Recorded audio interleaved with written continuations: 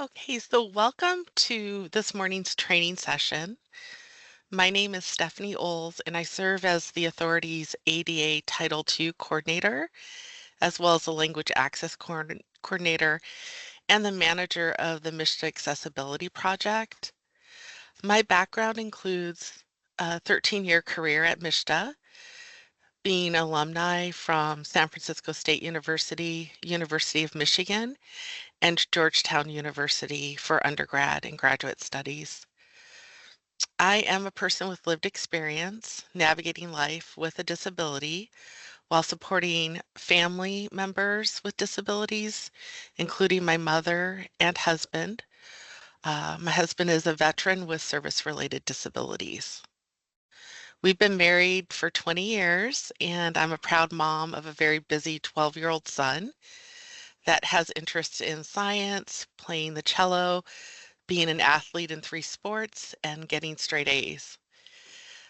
MSHDA is committed to ensuring all communications, events, meetings, and work products are accessible to address the diverse needs of the people seeking and receiving services, the authority's business partners, as well as MSHDA staff.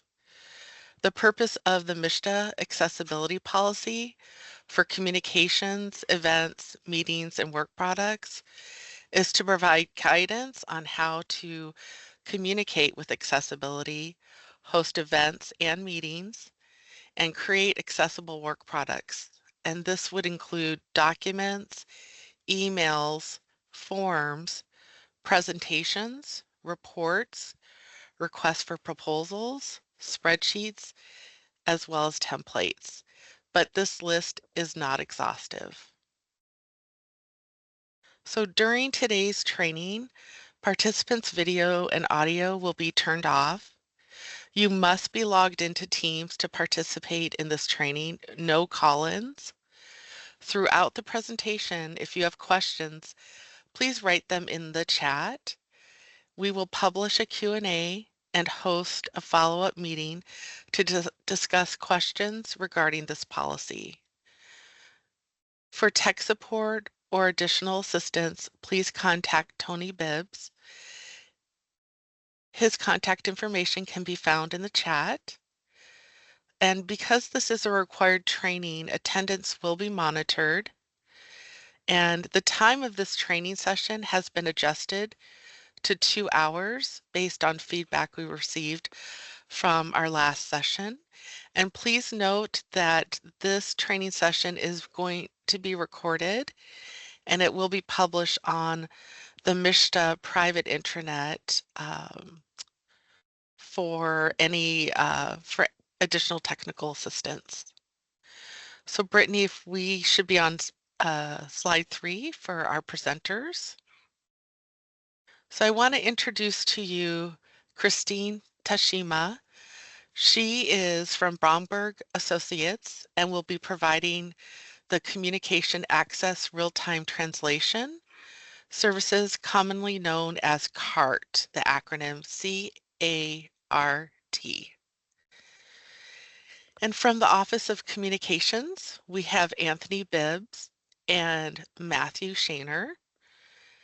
Anthony has been employed by the state of Michigan for over 15 years. Anthony, and of that, 12 years have been at MSHDA, and he is currently working in communications as the web marketing assistant. And then Matthew brings almost 30 years of experience as a web administrator and online marketer, and he is the authority's digital marketing manager. In his private web practice, he has managed virtual teams across 6 continents and has supported online marketing for clients ranging from small businesses to large organizations like the BMW Car Club of America and the FBI. And we also have Brittany Jergowski presenting today. Brittany joined MSHDA in July of 2023 after graduating with her master's degree in social work from the University of Michigan. She is the DEI liaison for both the Office of Equity and Inclusion and the Office of Housing Strategies. Okay, next slide, please. I would like to take a moment to provide information regarding the MSHDA Accessibility Project that Brittany and I lead. The mission of this project is to ensure accessibility needs are being met throughout the authority.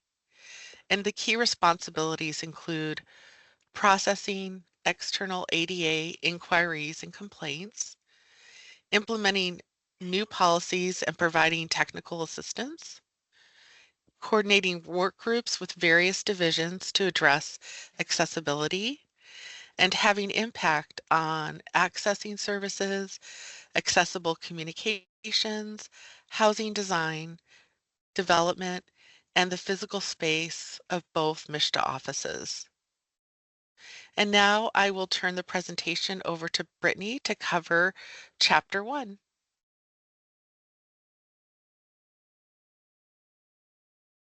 Good morning, everyone, and thank you, Stephanie, for the introduction. Can I just get a thumbs up that people can hear me and also see the slides that I've been sharing?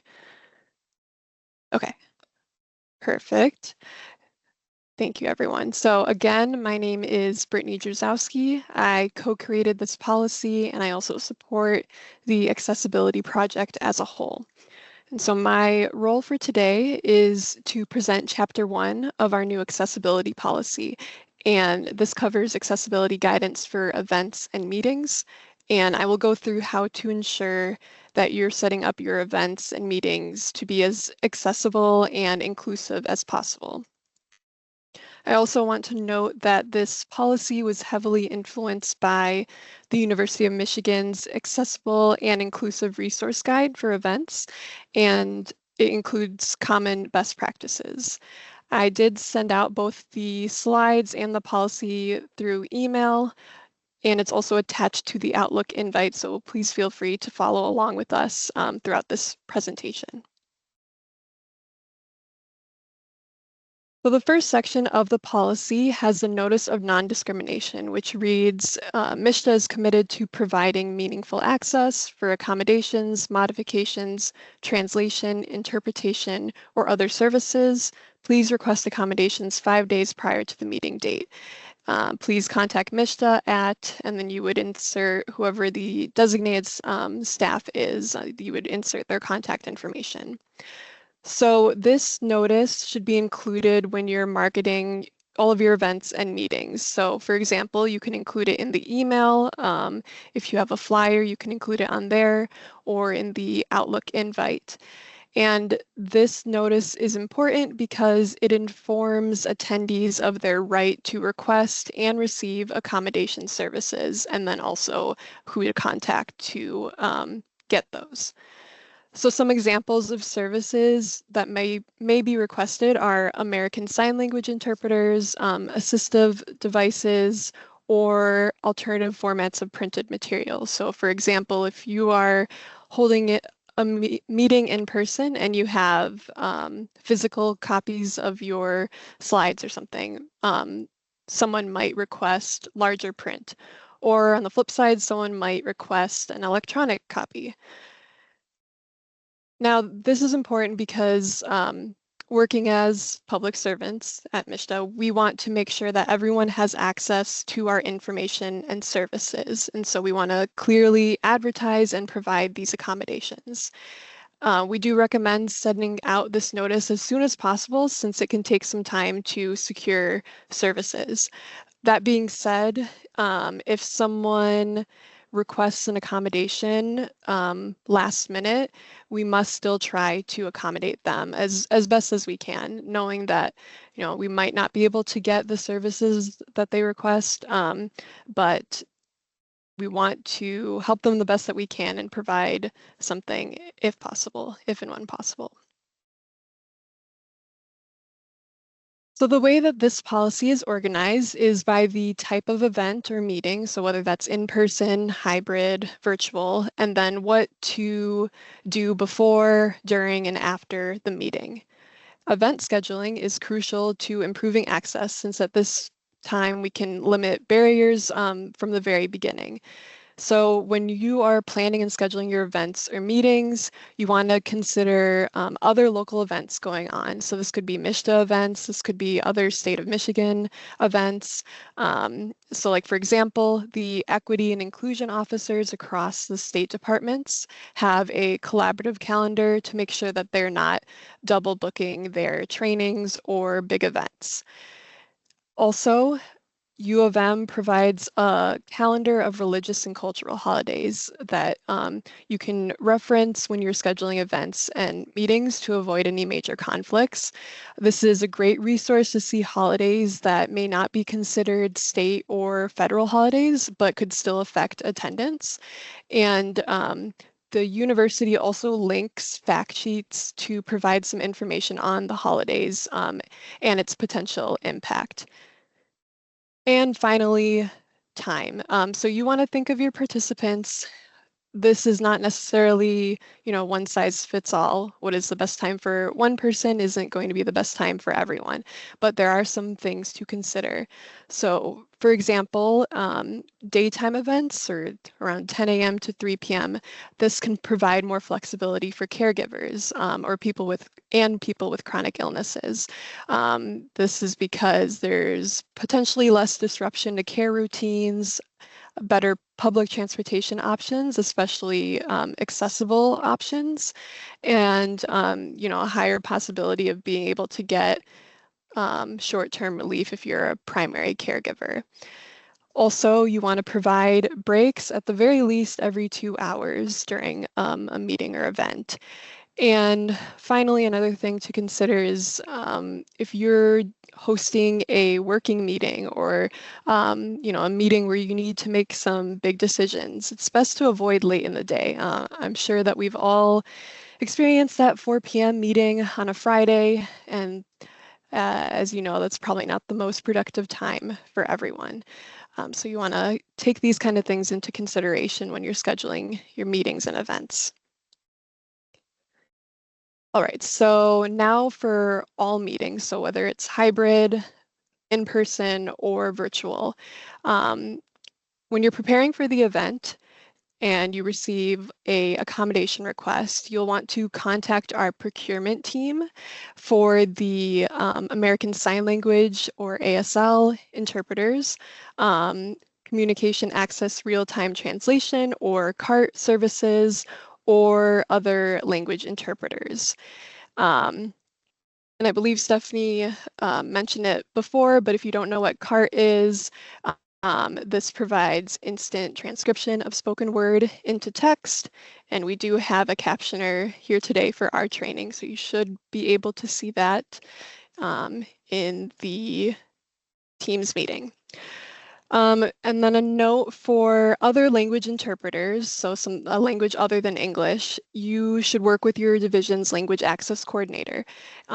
More guidance will be coming out in accordance with the language access plan, but feel free to reach out to Stephanie or myself if you have questions about who your division's coordinator is or anything else about language access.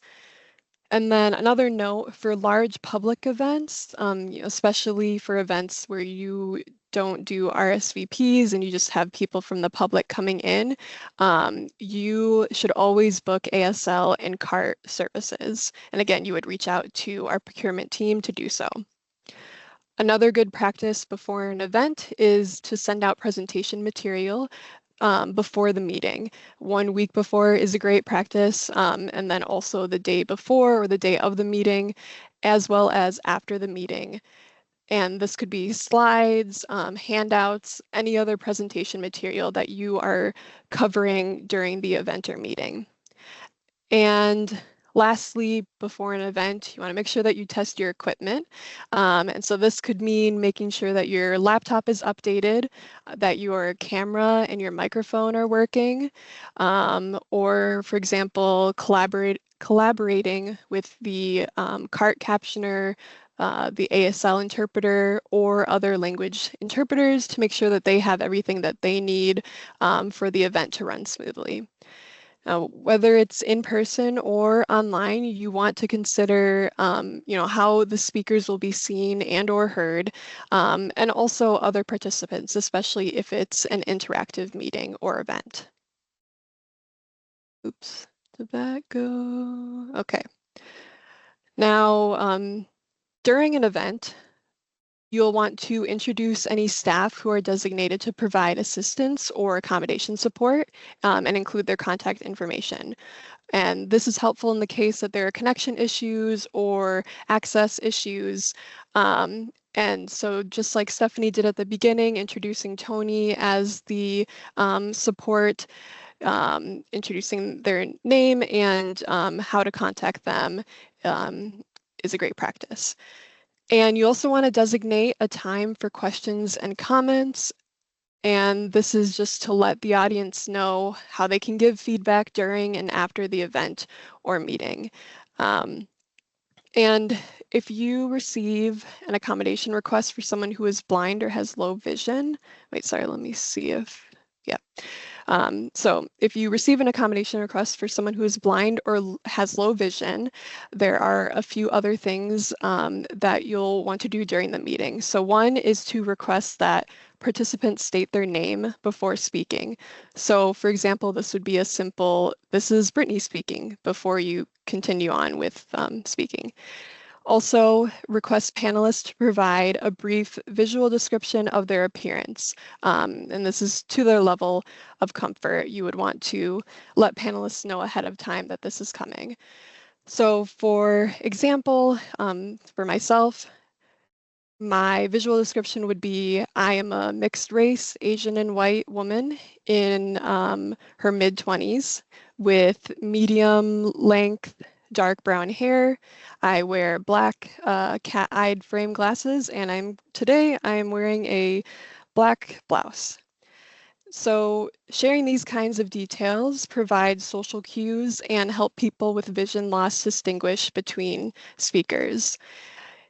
And if you're sharing, so last thing, if you're sharing something on the screen, so this could be a picture, if you're sharing on like live test results, like, I don't know if everyone's knows what a word cloud is, something like that, something visual that you're showing that's important to what you're talking about. You'll want to describe it while you're showing it to the audience. So for example, going back to the word cloud example, I recently attended an event where the presenter used one of those real-time word clouds to get the audience's thoughts. And so as the words came up, the presenter read them out loud.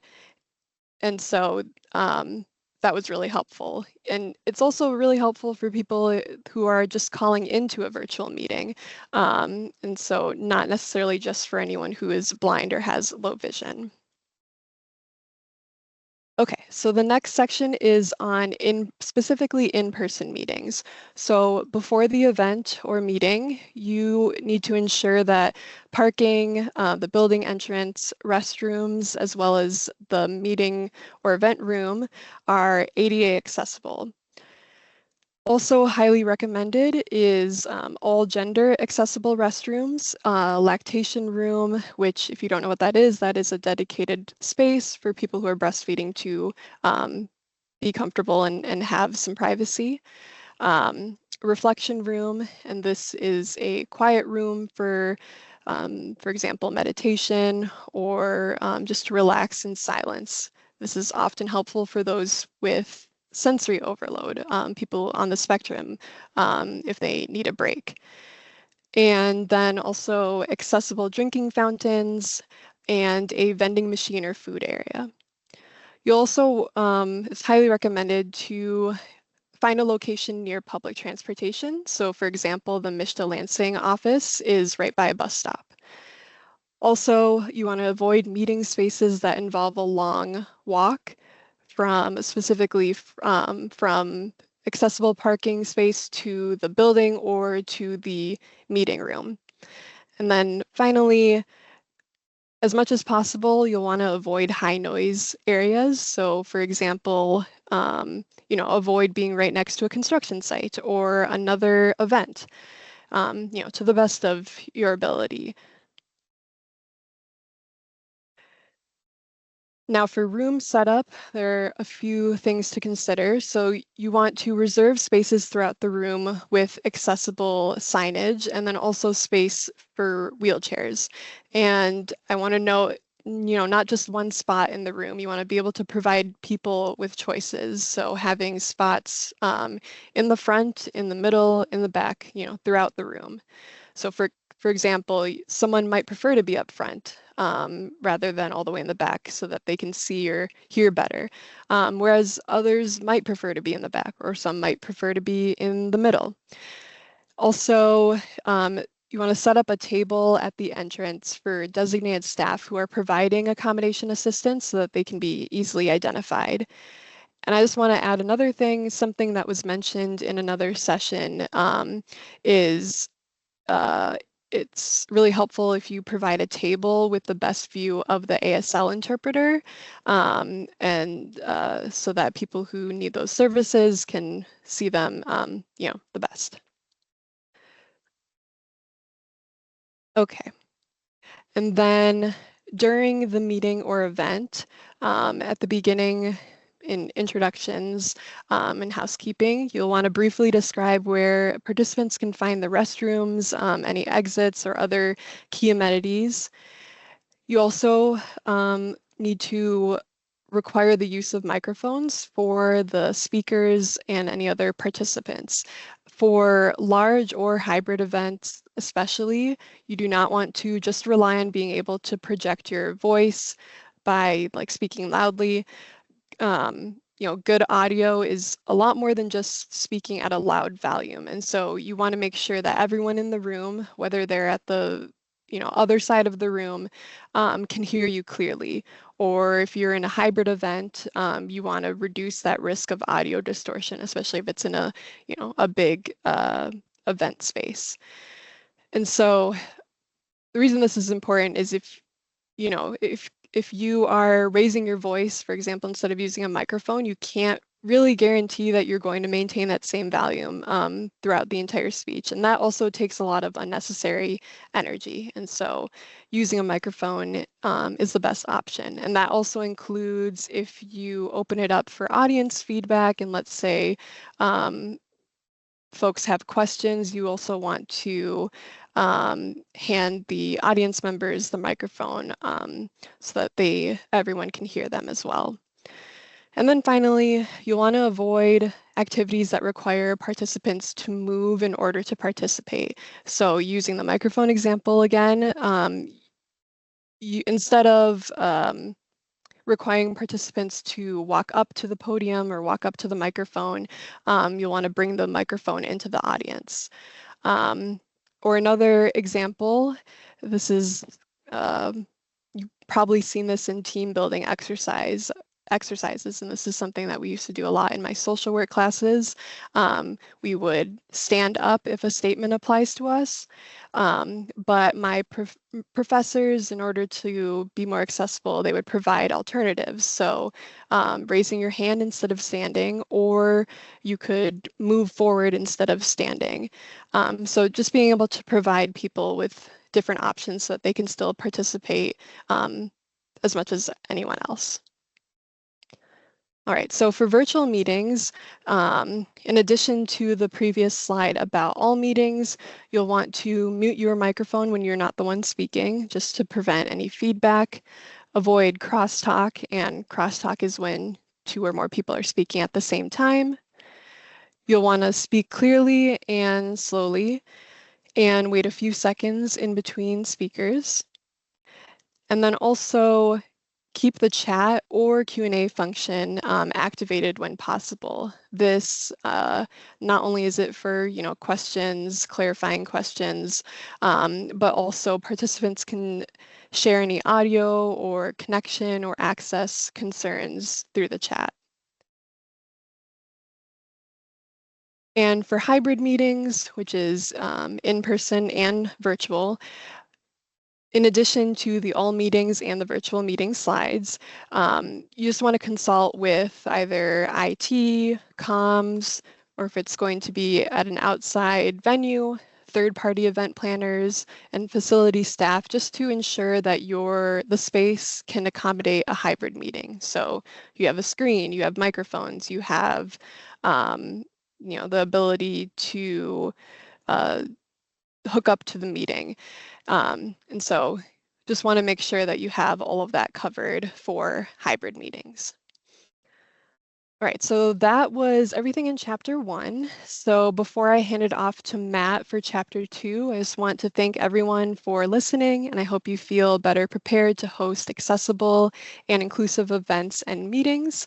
And I also just want to note in the appendix of the policy, you will find a checklist for chapter 1. And so you can use this as a reference and starting point when you're planning your events or meetings. And I will hand it over to Matt. Thanks, everyone. Thank you, Brittany. Good morning, gang. My name is Matthew Shaner. I am your digital marketing manager, hailing from the comms office, and I am a poorly shaven Irish American man with glasses and a baby blue shirt this morning. All right, so the purpose of this chapter is to get into, well, obviously, electronic and printed material accessibility. So we have, at the authority, we produce a lot of documents, right? And we kind of need to make sure that these documents are accessible. So whereas Brittany's content was largely based off of U of M's work around events and making those accessible, this segment that we're running into right now is largely based on the Department of Ed's work, the Michigan Department of Education. And I'll tell you a little bit about their sad story. So our cousins over there, they got whacked by an audit finding. Essentially, there was a complaint, and the complaint was escalated, and they didn't have any processes in place. They weren't too much of their material was found to be inaccessible, and they had an audit finding. Well, this was a few years ago, several years ago, and they cleaned up their act. They they became more ADA accessible, and then they drifted. Yes, it's sad. They drifted, and the same grievance came forward again, and they had a finding again. However, at least they had like some foundation that was put in place, but still they got hit again. So we want to learn from the misfortunes of others, and this is largely what we're trying to do with getting our arms around this. Plus, this is kind of federal and state mandates coming down from above. So we do need to do better, just as my teenage children love to tell me, Dad, you need to do better. And I agree, and we agree. Like we're gonna wrap our arms around the ADA game. Next slide, please. All right. What would any policy be without definitions? And so we are taking a moment just to make sure everybody's on the same page with some of our language. First is website or web application. Seems kind of familiar to us working now here in the 21st century, but the websites and web applications would be pretty much anything that's delivered via the internet, right?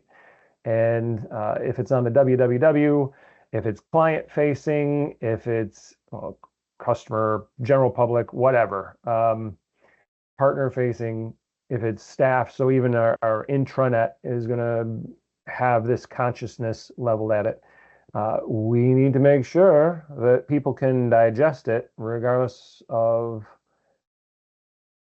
whether they can digest it through cited avenues or uncited avenues. We need to just make sure that we're making things accessible. And digital accessibility means that websites, tools, and technologies are designed and developed so that people with disabilities can use them. Simple enough. When it comes to our websites, web pages aren't always the the conduit for our information. Sometimes we put together PDFs or Word files or Excel or PowerPoint. And those documents need to be put through the ADA filter as well. Next slide, please. Email. Email does include both Microsoft Outlook, which is what we often think of as email, and Gov Delivery, which would be for your mail blast. If you are sending out broadcasts to subscriber lists, you still need to look at just making sure your material is accessible and digestible for folks who are using screen readers and other adaptive technology. Videos, yep, we're doing an okay job with videos, and I'll get into this maybe a little bit later, but so videos obviously might be like this. You are consuming this information right now through video. But it might be, live or on demand. This is live, obviously. On demand would be like YouTube, or you have a meeting with your partners, you recorded it because it was done via Teams, or maybe it was hybrid. And now you have this wonderful recording that you want to put out there and make available to them. There may be moments where there is an accessibility accommodation request. Okay, just know that we will need to pivot, and we'll talk a little bit more about that. And then vital documents, printed or electronic documents that provide important information necessary to access or participate in services, programs, and activities, including but not limited to applications, outreach materials, and written notices of rights, denials, losses, or decreases in benefits or services. Makes you wonder why we would ever produce a document that isn't vital, but that begs the question. Next slide, please. All right. So some of how we do better is by establishing non-discrimination notices on our collateral and when I say collateral, that is a reference to any printed or published material. So that's kind of comms speak for any material that we have to produce and disseminate to the public. We would call that collateral. So next slide, please. So in our collateral, or across, in this case, our websites, we need to be able to link to, the state of Michigan has a page dedicated to fulfilling this requirement, and is linked to at the bottom of every .gov website across the enterprise. It is the notice under the Americans with Disability Act. And so you can find it at the bottom of any state website, but it's essentially a page that says, hey, there is this act and you have rights, and if you need accommodations, you can ask for those. Next slide, please. So it's great that our web presences are covered in such a way. However, we also put out printed material, and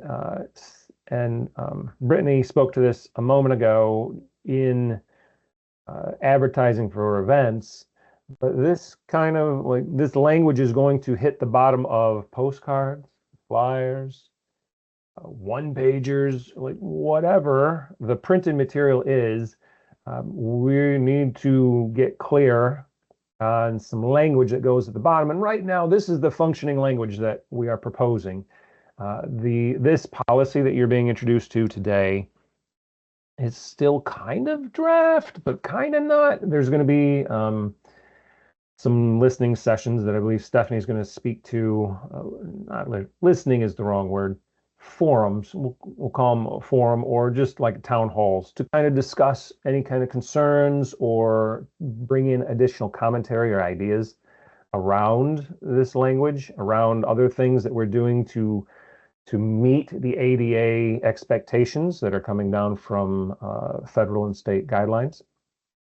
And this is going to be one of those things. For instance, maybe we don't need this first sentence. It says Michigan State Housing Development Authority is committed to providing meaningful access. Maybe we don't really have to say that. Maybe we can just say for reasonable accommodations, modifications, translation, interpretation, or other services, please contact this phone number or email address for the division. So just know that this is going to be an expectation as we move forward, that we are putting this at the bottom of material and just letting the public know, listen, if you need help reading this, if you need the electronic version of this so you can zoom in more or so you can have your screen reader read it to you, just ask. And here's how you ask. And frankly, this is... So some of the heartburn has already begun to filter in. I have a meeting this afternoon, in fact, to counter some of this. Know that largely we're just trying to put policies and procedures in place. Yes, we're doing better. That is the intention, is to do better for humanity. But this is not all right out of the gate. And there is some dialogue, and it really is just raising our intentionality. We are working a accessibility muscle that we haven't worked enough in the previous decades, and this is really us just becoming more aware and more conscious about the work that we're putting out. Next slide, please. All right, website accessibility. Let's get a little deeper with this. Next slide, please.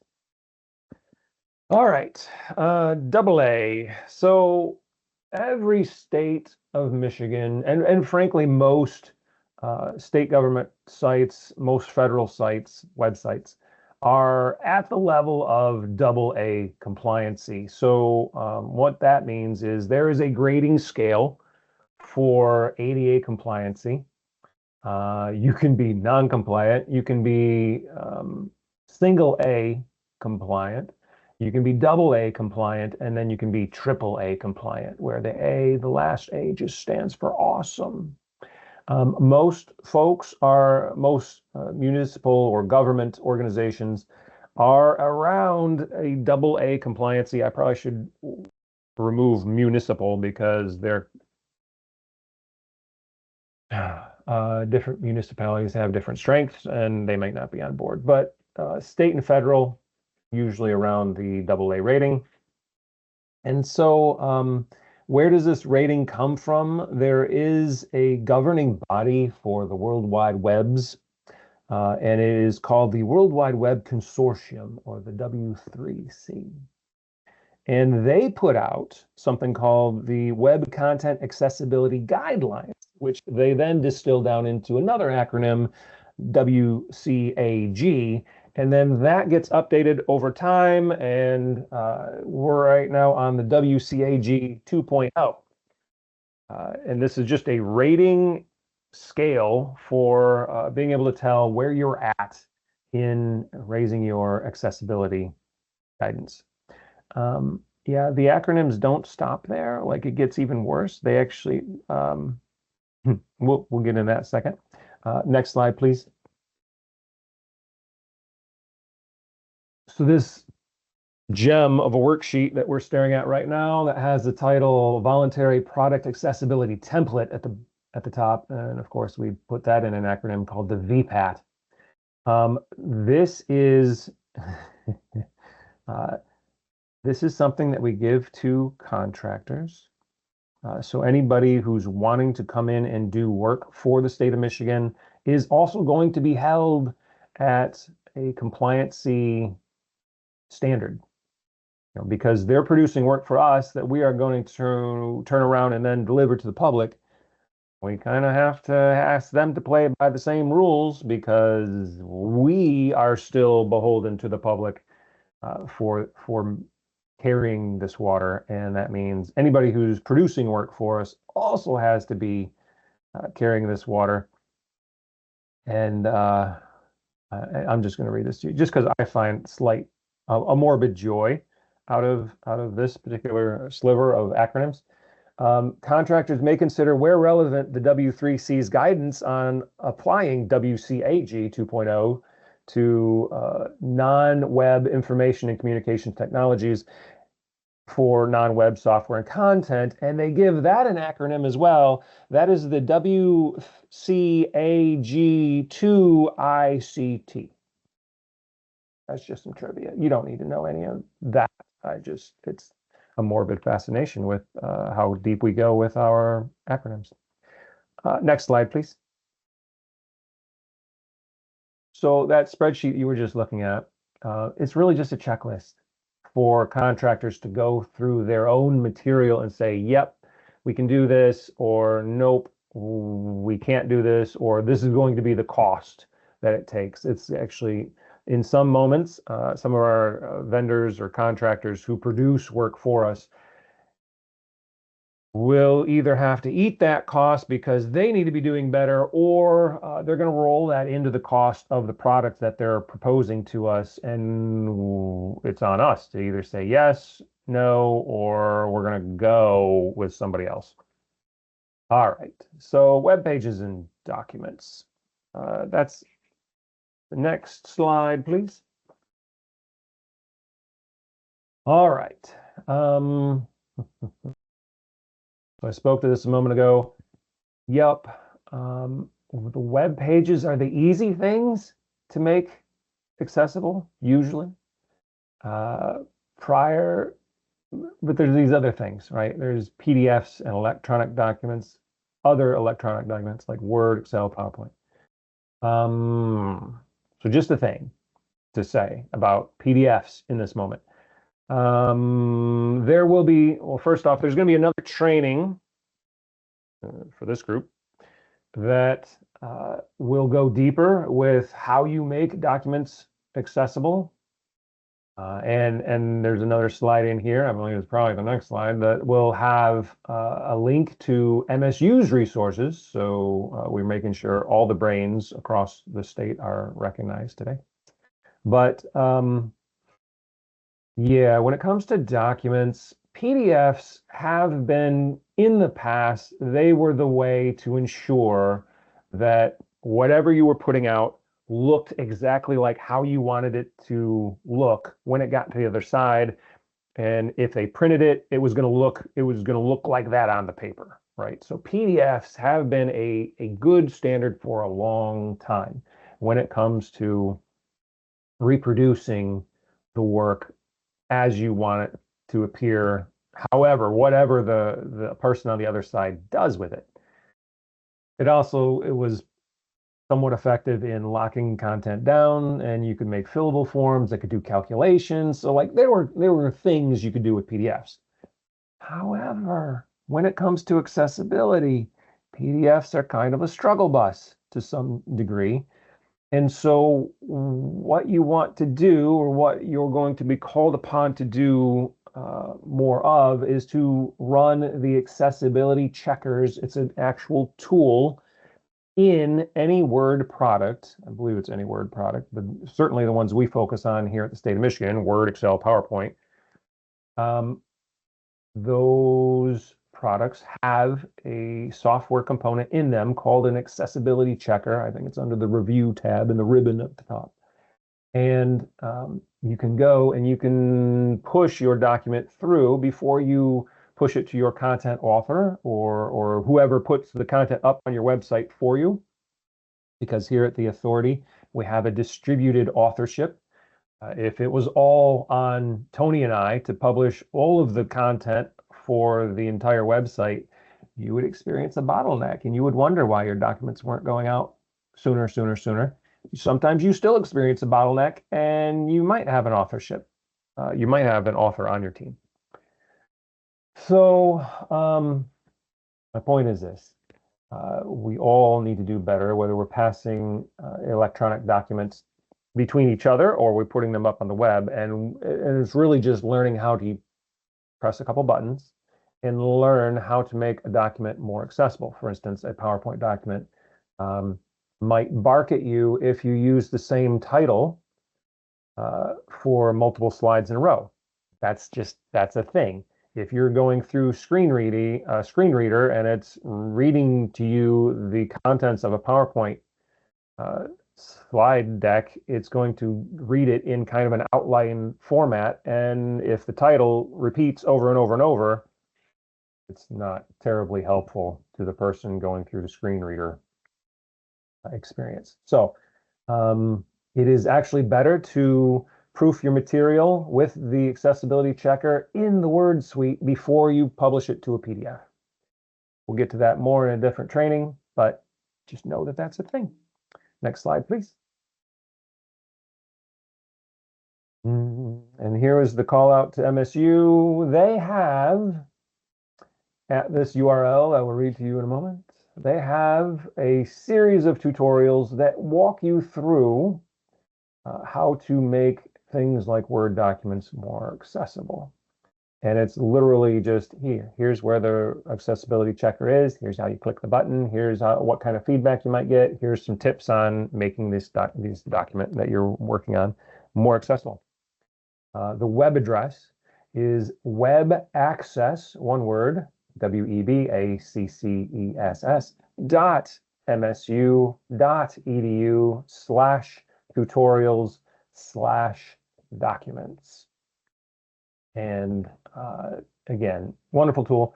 The state of Michigan doesn't have anything in place yet for this, but there is an RFP that is being worked on right now, and these tutorials are coming to the state of Michigan. So eventually this URL will be probably used in addition to a state of Michigan resource that gives pretty much, as far as we understand, the same material. Okay, next slide, please.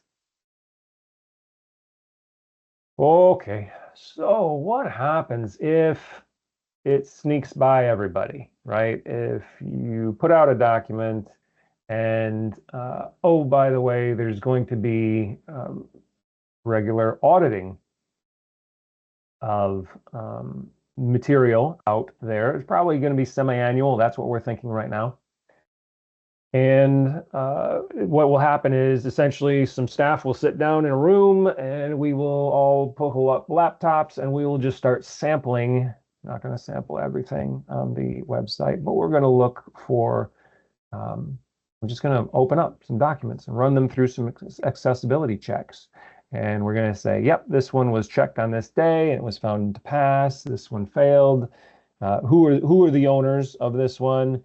And then we just circle back and we bump the owners and say, hey, y'all, this document failed the test. It looks like it's got these problems.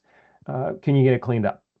And we'll circle back with you in a couple weeks, and then we'll kind of circle back in 4 weeks. If it's still not cleaned up, we just kind of escalate it from there. Okay. Yeah. So this is not right out of the gate, so please don't let this hit you with heartburn. This is because some of y'all have a lot of documents out on the website. This is primarily for new content, but we also want to, we want to be looking at our stuff. And if you got material out there that's 10 years old and you haven't looked at it or needed to address it or even put a reviewed date on it or whatever, maybe it's time to run that through an accessibility checker and hold it up and say, first, is this vital? Is anybody visiting this? And then second, does it still say what we want it to say? It's been 10 years. And yep, can we run it through the accessibility checker and just make sure? All right, next slide, please.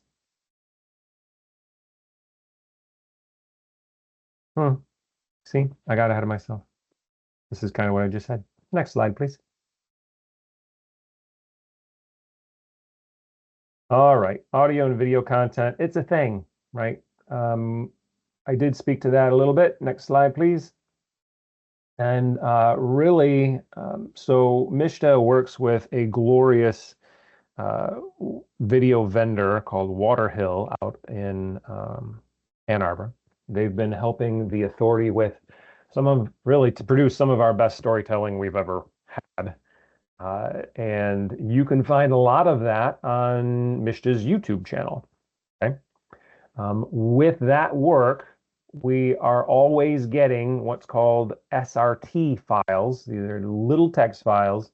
These are short little videos, but little text files that have timestamps in them that ensure that the what is being said is actually proper and correct to some level. And so we upload those essentially transcriptions up to be aligned with those videos so that anybody who needs to use closed captioning can use closed captioning. YouTube natively has machine closed captioning, machine generated closed captioning. It's a little bit rough at times. I don't know if you have ever noticed, but it's not reliable. It's nice to have in the absence of anything else, but it's not reliable. And so when it comes to trainings, or maybe you have an event and there's a video provided, we do want to take steps to ensure that there's closed captioning available for those video products. Could be the same for audio products. We don't produce a whole lot of audio only material ever, but that could be a thing as well. All right, next slide, please. All right, and training. So what you're experiencing today is a piece of that effort where we are kind of raising up the whole house all at once. There has been a question that's like, why do I have to sit through this training? I don't do any work that produces anything, maybe. You do probably you're going to at some point produce something that's going to go into something else, and yes, even maybe you shift jobs within the authority. ADA is not going away, and it is actually good for the entire house to be raised up on this, as opposed to, oh, let's just give this to OEI, or oh, let's just give this to comms. That would be a mess, and we don't want a mess for the authority. We want everybody to understand how to do this. And again, this is just basic stuff. So when you flip to the next and last slide for me, really, it's just if you're going to have access or the ability to put anything on the internet site or the intranet site, the internal web area, staff is going to need to complete accessibility training. And so just know that that's going to be a thing. And so as I believe the intention is right now, as folks are onboarded through HR, that training will be made available to them. All right, so that is the end of my slides, and I am going to turn this over to our illustrious Stephanie Oles, I believe. She is our ADA Title II coordinator for the authority, and she's going to lead us into additional wisdom on accessibility. Well, thank you so much, Matt. I appreciate your presentation today, as well as Brittany's, and also the support from Anthony regarding technical assistance. So as we're covering now Chapter 3 of the policy, and the purpose of this chapter is to provide guidance within communication interactions with the deaf-blind, the hard of hearing populations, and persons with speech language disorders. So first, when placing a call to a person needing the Michigan Relay technology, you would dial 711 after getting an outside phone line, and an operator then will come on the line, will place your call, and then provide the interpreting services.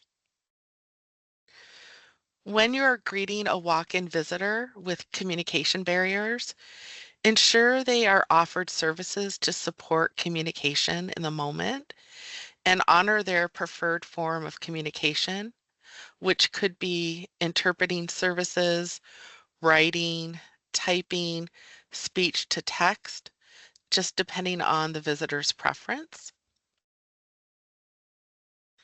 And sign language services are available on demand for immediate services or to schedule. And within this chapter, you'll find a step-by-step instruction on how to secure this service for walk-in visitors and in-person meetings. When you are greeting a person who prefers to communicate through lip reading, make sure to do the following. Make sure the person sees you before speaking. You might have to wave your hand to get their attention. Always face the person, ensuring they can see your face. Use expressive gestures and body language to emphasize your communication. Speak slowly, but do not raise your voice. And always avoid the following practices: refusing to offer sign language services by requiring the visitor to communicate through writing, relying on a family member or support person to do the interpreting unless this is the preference of the visitor, but never rely on a minor under the age of 18 for interpreting. This is never permitted. When communicating with persons with speech and language disorders, always ensure the person is understanding what is being communicated and always ensure they can express themselves. Most importantly, be patient and slow down when communicating. In this chapter, there are additional tips listed from the American Speech Language Hearing Association. Okay, thank you, Brittany. Next slide. So now we're going to cover Chapter 4. The purpose of this chapter is to provide information regarding the ACE committee hosted by the Office of Communications with the support of the Office of Equity and Inclusion. The ACE committee ensures accessibility is integrated into all aspects of work being carried out at MSHDA that impacts the public, the authority's business partners, and MSHDA staff. Each division will designate staff to participate in this committee. Staff that have been granted access to publish on the MSHDA website will be required to participate. It is recommended that division directors designate other staff that routinely create documents, forms, applications, presentations, templates, requests for proposals, reports, and other communication materials to participate on this committee. The role of an ACE committee member is to develop expertise in accessibility practices and then provide technical assistance and monitoring within their own division. Participation in quarterly ACE committee meetings, monitoring coordination, and attending specialized trainings will be required. Okay, thanks, Brittany. Next slide. So now we are going to cover Q&A. And what I've done is pulled the questions that have been posed from the chat, and we will go over those plus other questions that were posed in the first two sessions.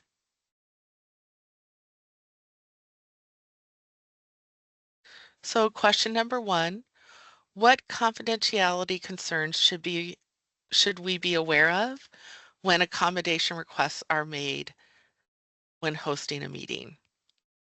We ask that you do not question the person's kind of like asking what kind of disability the person has.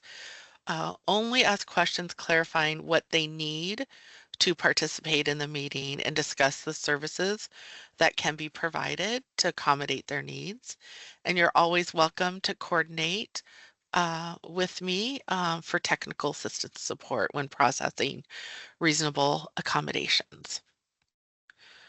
Question 2, or I'm sorry, let's see here.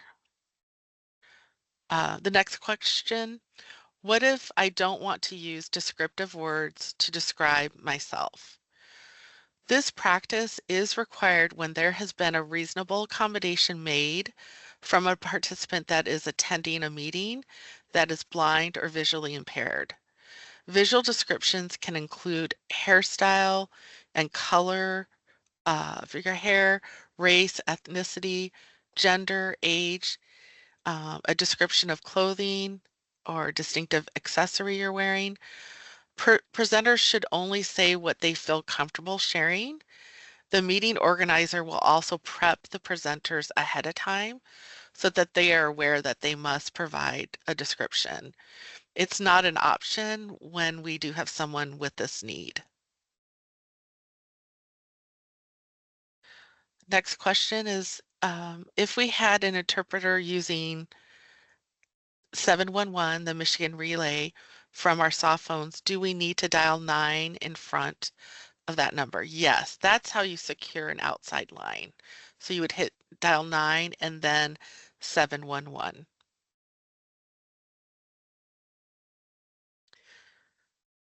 When we talk about making our spaces accessible, early on we talked about lactation rooms, quiet rooms, etc.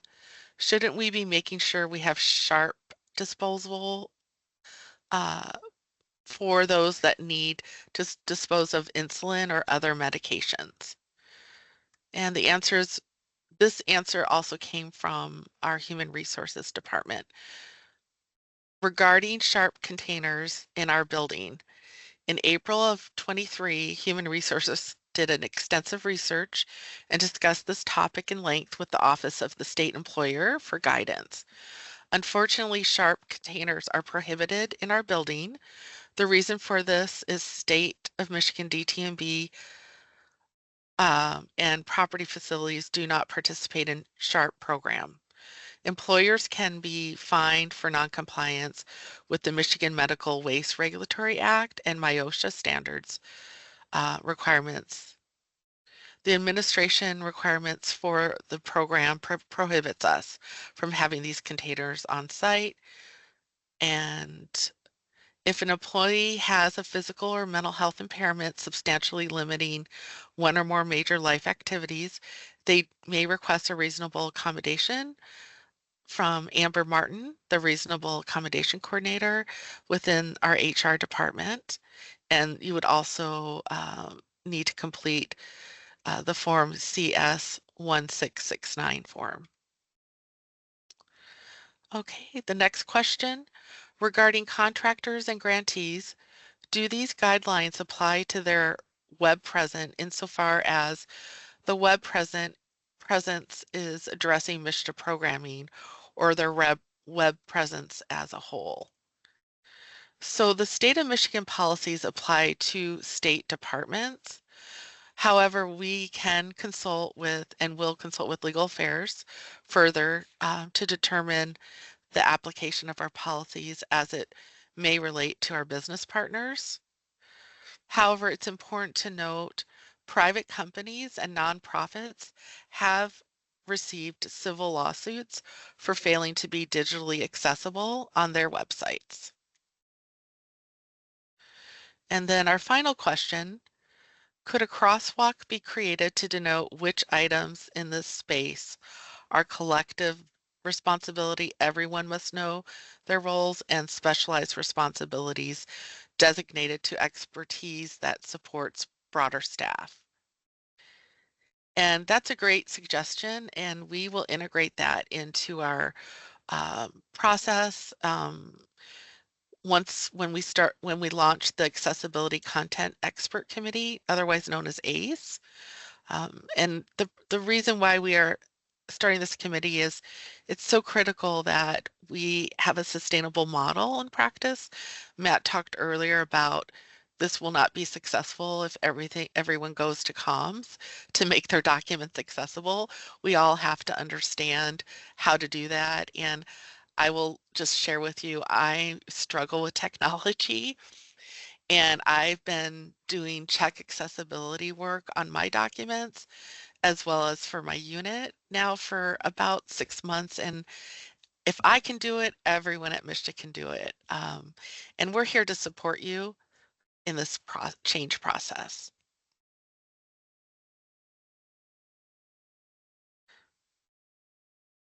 Hey, So, this is Brittany speaking. Oh, sorry, uh, Stephanie. I okay, just wanted to mention I received a question via email. If I okay, could just pose that here. So sure. someone asked if there is a font type that is recommended for our websites.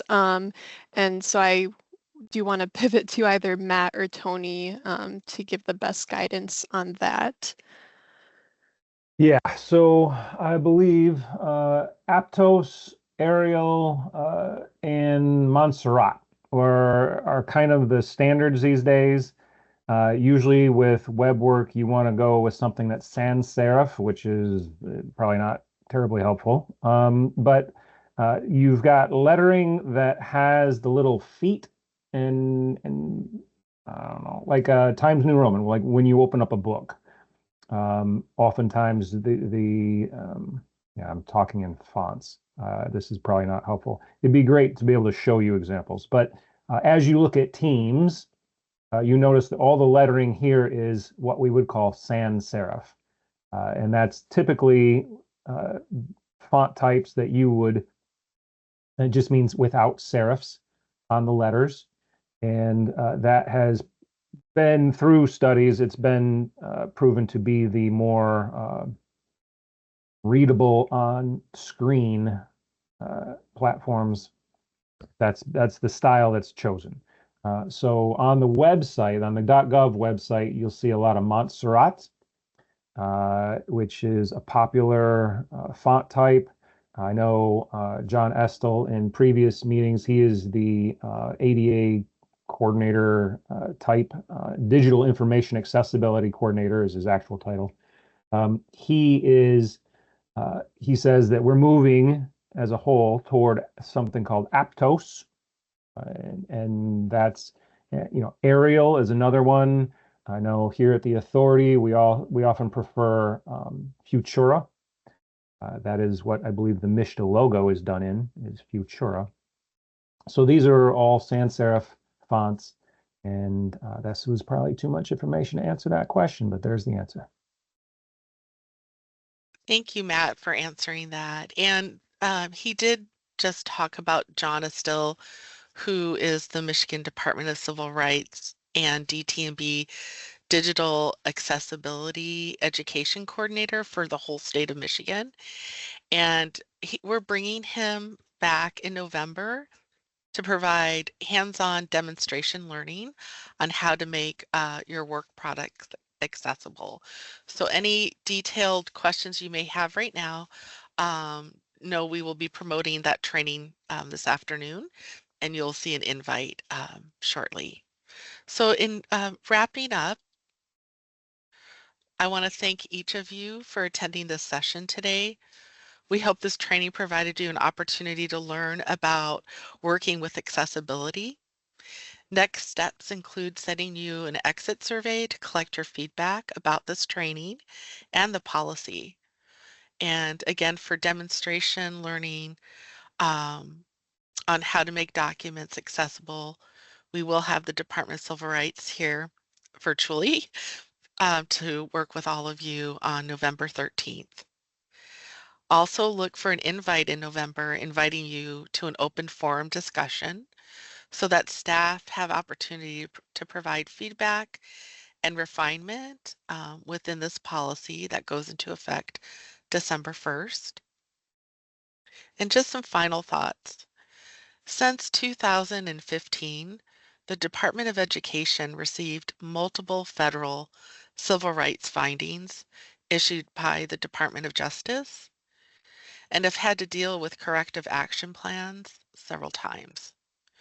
Their very first finding was due to publishing a training video that did not have closed captioning. Most recently, the department at Leo